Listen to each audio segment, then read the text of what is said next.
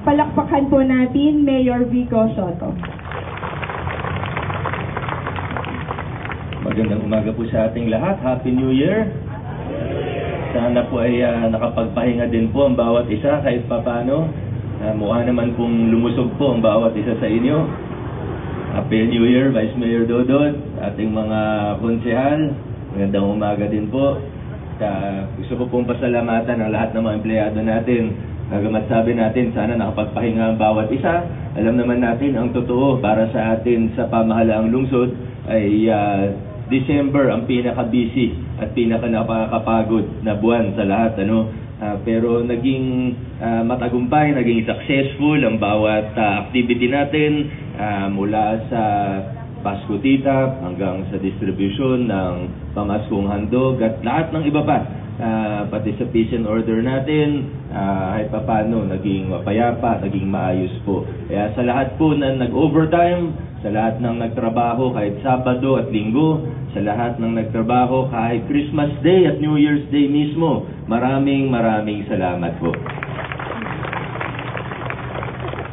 Special mention, kasi nakita ko kakadaan lang ng truck ng basura, special mention sa Suamo, although hindi sila kasama ate ngayong umaga, pero sina Sir Allen, Christmas Day mismo, nag-report, and day after Christmas, kasi yan yung pinakadalawang ever since, kahit nung 90s pa, yan talaga ang challenge na 2 araw, sa koleksyon ng basura, and day after Christmas, lahat, ang daming basura, naglalabas, pati New Year, mga din natin nakikita, nilalabas sa kalsada yung mga lumang sopa, yung mga lumang kutsyon, silya, yan talaga ang pinaka-challenging. Pero nakita natin na kumpara sa previous years ay malaki yung improvement at nakita natin tutok na tutok talaga yung Suamo natin. At pangalawa, dapat nating i-komenda ang ating marami po hindi ko na isa-isahin, pero ang pangalawa po, ang ating Peace and Order Department. Hindi po sila kasama din ngayon kasi institutional sector ang ating flag raising sa pangunguna ng ating City Administrator's Office, Senator Geronimo Manzanero. At pero ngayon kasama natin siyempre yung mga ibang PSD natin nandyan sa gilid at pati si na Major Dubog ng Bantay Pasig. Major, maraming salamat. Kung iniistorbo kayo kahit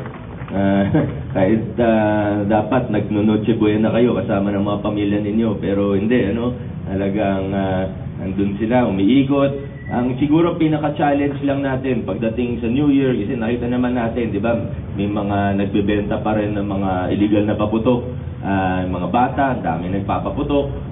Tayo sa Pasig, hindi tayo nagbo-whitewash, pag may room for improvement, sinasabi natin may room for improvement, kailangan natin mag-improve. Pero isang pinaka-challenging talaga sa atin, yung kakulangan ng tao. Talagang kulang tayo pagdating sa deployment natin ng uniform personnel.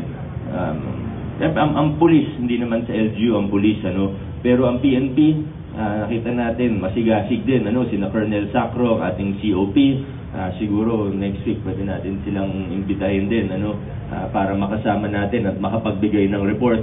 Wala pa sa akin yung report, first working day naman ngayon, so di ko naman in-expect na ibigay nila sa akin yung report ngayong umaga din, pero kahit siguro mamaya o bukas, tingnan natin yung report kung ilan ba yung naging biktima ng farm. Siguro nakita natin initially, sa initial na bilang natin, hindi kasing taas ng dati, pero substantial pa rin. Nakita natin, 2019 to 2020, malaki yung binaba. Pero 2020 hanggang ngayong 2023, more or less same. Parang nag-line na siya. Bumagsak ng 2020, tapos medyo same, 2021. Siguro tama naman, observation niyo 2022, 2023. Next year, gusto natin mas mapababa pa. Pag-aaralan natin yung total ban ng fireworks. Ang hirap lang kasi nasa gitna tayo ng Metro Manila Kahit sabihin mong wala dito, although meron pa rin, o sabihin mong matanggal natin dito totally, ang dali lang, tatawid ka lang sa ibang lugar sa atin, tatawid ka lang ng kalsada, ibang LGU na yun, So, yun yung mahirap sa outright or total ban. Hindi kagaya sa ibang lalawigan o sa ibang lugar, pag nag-ban, edi, yun lang problemahin mo, tayo problema natin kahit yung mga sa kalapit nating lugar. Pero yung pinaka-challenge talaga, yung kakulangan ng manpower. Alam naman natin, ang police, ang PNP Pasig, short sila sa manpower. Siguro sa ideal na number, wala pa tayong, baka kalahati lang tayo dun sa ideal na number nila eh. Ilan lang ang uniform personnel talaga natin. So we did the best that we can given the manpower that we have. But yung Peace and Order 2024, may mga additional naman tayong darating this year. Pero sa kapasidad natin at sa bilang ng tao natin, siguro masasabi ko na you did a good job. So, Major Tubog, sa lahat po, Colonel, maraming salamat din po. Grabe din yung overtime ninyo ngayong Kapaskuhan. No? Yun lang po muna. Maraming salamat sa lahat. Pagpatuloy nyo lang po yung mga magagandang ginagawa ninyo sa bawat opisina. At syempre, yung hindi magandang ginagawa, hindi pagpapatuloy.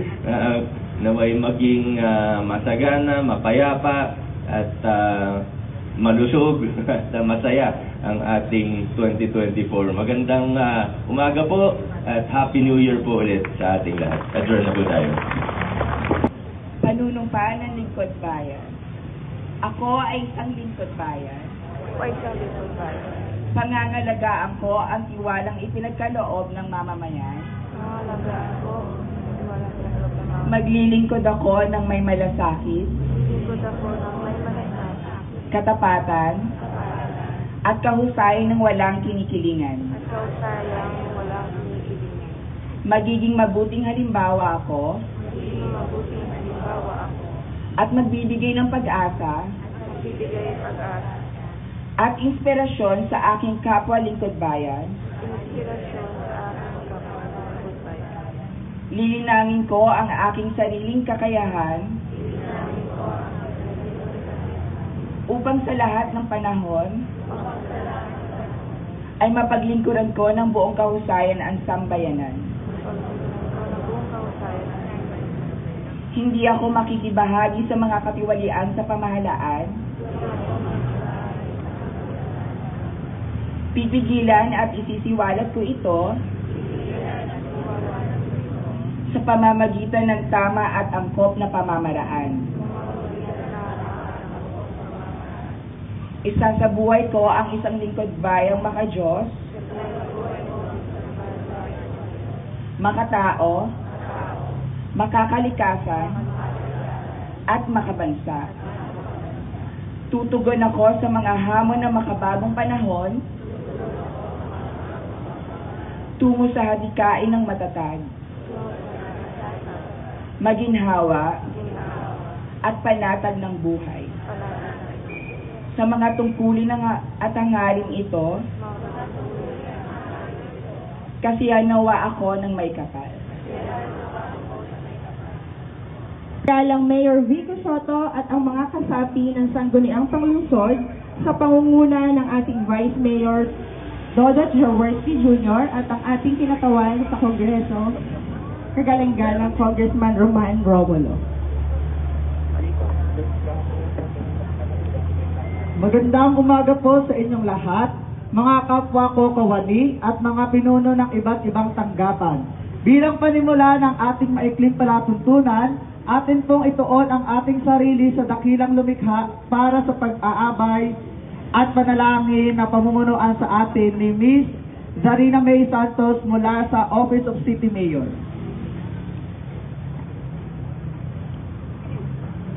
Tayo po ay umuko at ilagay ang ating mga sarili sa presensya ng ating Panginoon. Ama naming makapangyarihan, maraming salamat po sa panibagong taon na iyong ipinagkaloob.